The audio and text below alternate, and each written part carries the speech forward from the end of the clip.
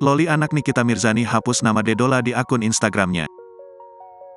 Ada yang berbeda dari akun Instagram milik Laura Mezani, putri sulung Nikita Mirzani Akeong 1 Aurab.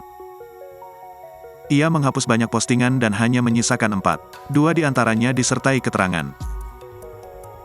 Let it hurt then let it go, demikian tulis Loli, sapaan akrab Laura Mezani.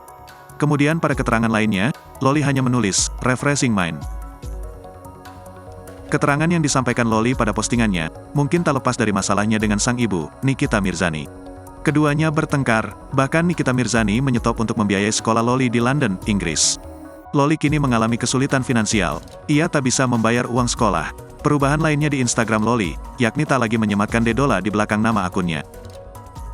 Dedola merupakan nama belakang ayah sambungnya, yakni Antonio Dedola. Ia adalah sosok yang bertanggung jawab membawa Loli ke luar negeri. Tentu saja hal itu menghebohkan publik karena Dedola terlibat konflik dengan Nikita Mirzani.